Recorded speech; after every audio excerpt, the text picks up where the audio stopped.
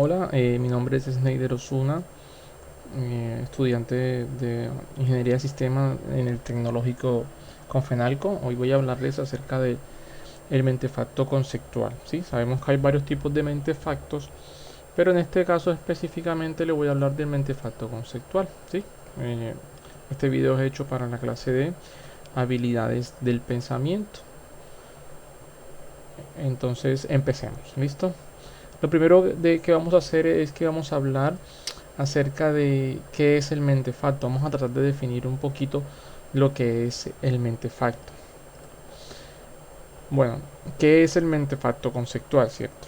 Eh, bueno, el mentefacto conceptual es una herramienta gráfica muy parecida al mapa conceptual, que nos permite definir un concepto específico por medio de la organización de ideas. Algo importante a tener en cuenta es que a la hora de realizar un mentefacto conceptual, hay que tener muy claro el concepto que se va a definir, ¿sí? Eso es muy importante a la hora de empezar a crear nuestro mentefacto. Pero bueno, hay otra pregunta que puede surgir al respecto y es, Snyder, ¿para qué nos sirve realizar un mentefacto, cierto? Entonces, esa es una pregunta que vamos a tratar de resolver. ¿Para qué nos sirve realizar un mentefacto? Entonces, el mentefacto sirve para demostrar un nivel superior de pensamiento en comparación con otros esquemas gráficos. Y su presentación es incluso más clara que la del mapa mental. Pues esto debido a su naturaleza ordenada, o sea, la misma naturaleza ordenada que tiene el gráfico como tal, ¿verdad? Entonces, por esta razón, creo que nos sirve realizar un mentefacto, perdón. Entonces vamos a hablar acerca de unas características que tiene este esquema gráfico. Sí, esas características las definí en estas, en que tiene una jerarquía, que tiene un orden, que tiene una función y que tiene una utilidad, ¿verdad? Entonces ahora vamos a hablar un poquito de la jerarquía. Vamos a hablar un poquito de cada una de estas características. Pero vamos a hablar de las jerarquías. Eh, los mentefactos organizan el pensamiento cognitivo de los seres humanos de manera jerárquica. ¿Esto qué quiere decir? Que en la parte superior del esquema, ahorita que estemos viendo la estructura del esquema, se debe representar la idea principal que se quiere demostrar. Esta es la idea a partir de la cual el esquema debe desenvolverse, pues el resto de ideas simplemente complementan a la superior, sin tomar un papel protagónico, ¿verdad? Bueno, ahora nos vamos a devolver un momentico otra vez a donde están las características. Vamos a hablar ahora acerca del orden, de esta característica del mentefacto. Bueno, un mentefacto está conformado por varios elementos organizados en forma de esquema. Usualmente se realiza en una hoja en blanco. En medio de la hoja se coloca el concepto principal que se busca desarrollar en el esquema. En la parte superior de la hoja se debe definir con exactitud cuál es el tema que se está tratando para darle coherencia. En la parte derecha, de la derecha de la idea principal, se determina cuáles son las ideas que no son aprobadas por el autor del mentefacto.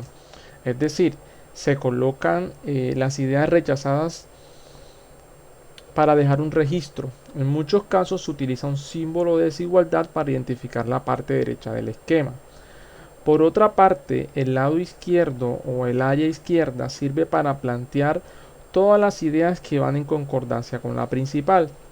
A partir de ambas partes del esquema se puede desarrollar el mentefacto para explicar el tema determinado a partir de dichos planteamientos. De esta forma, es posible visualizar las ideas antes de exponerlas o explicarlas dando coherencia visual a lo que se quiere expresar verbalmente. Esto es con respecto al orden. Vamos a devolvernos y vamos a ver acerca de la función que hay, ¿verdad?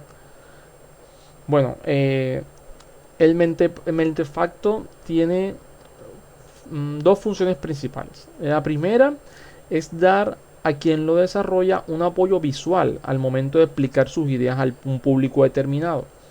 La segunda es que le permite al público poder entender con más facilidad lo que quiere decir el exponente, ¿verdad? Esas serían las dos funciones principales del mentefacto. Vamos a devolvernos y vamos a ver qué podemos hablar acerca de su utilidad. Bueno, los mentefactos cumplen con una utilidad académica bastante importante. Aunque son herramientas utilizadas ampliamente en escuelas, se caracteriza por presentar la información de manera clara y concisa.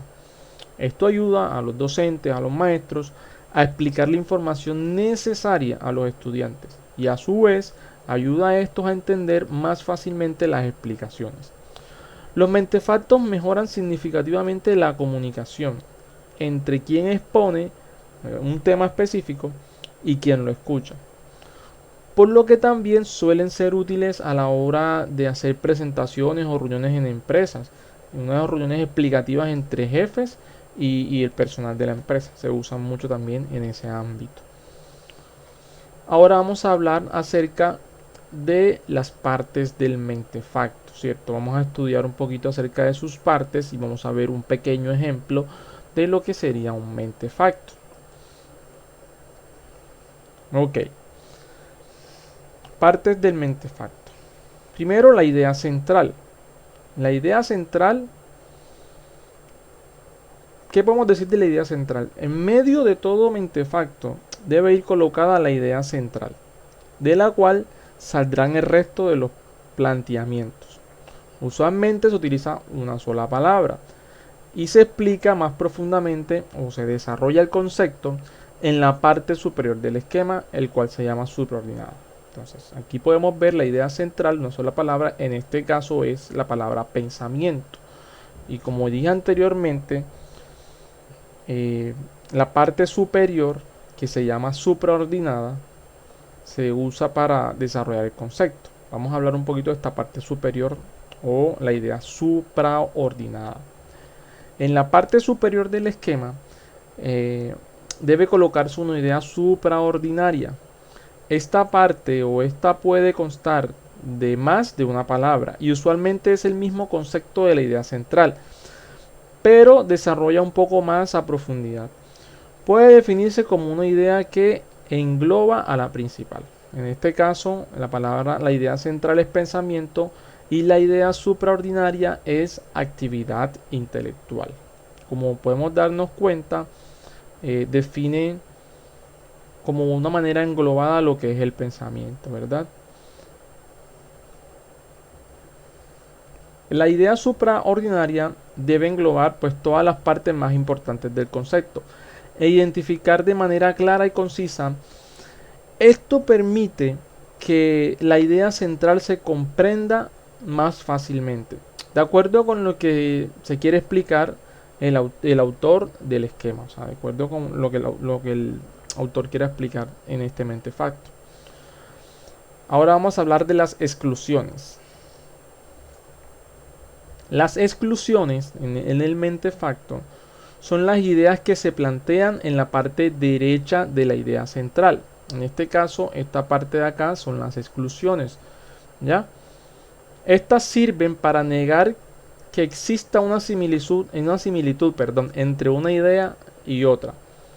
Es común que las exclusiones tengan ciertas similitudes conceptual con la idea principal, pero esta sección del mentefacto sirve para diferenciar unas de otras, ¿verdad? En este caso tenemos pensamientos y tenemos dos palabras, afectiva y psicomotriz, ¿ya?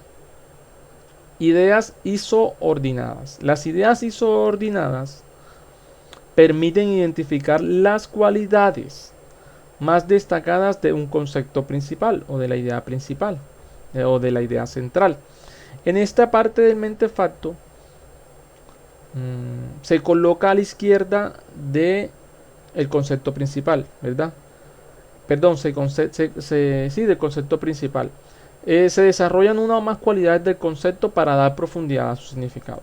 Las palabras que se colocan en las zonas de las ideas isoordinadas no necesariamente son sinónimos de la idea central, pero sí tienen un nexo presente entre ambas. Se colocan en la parte izquierda porque son las predecesoras del concepto y con base a estas se desarrolla el mismo. En este caso tenemos pensamiento y en las ideas isordinadas tenemos resolución de problemas, mediación semiótica y desarrollo evolutivo. Y las ideas infraordinadas, que son estas que vemos acá abajo. Las ideas infraordinadas se colocan debajo de la idea principal y pueden interpretarse como ideas que ideas que parten del concepto principal. Es decir, son subclases de la idea central con las cuales se explica más a profundidad el concepto que se presenta. ¿Ya? Por eso en este caso ustedes ven que tenemos el pensamiento y abajo tenemos distintas clases de pensamiento. Pues está el pensamiento formal, el pensamiento conceptual, el formal, o lo repetí dos veces, pero bueno, el proposicional y el nocional, ¿verdad? Entonces, esto básicamente es un ejemplo de mentefacto y bueno, hasta aquí quería hablarles del mentefacto, la información que conseguí. Les doy muchas gracias por la atención prestada y bueno, espero que les haya gustado la poca información que conseguí de mentefacto. Dios les bendiga.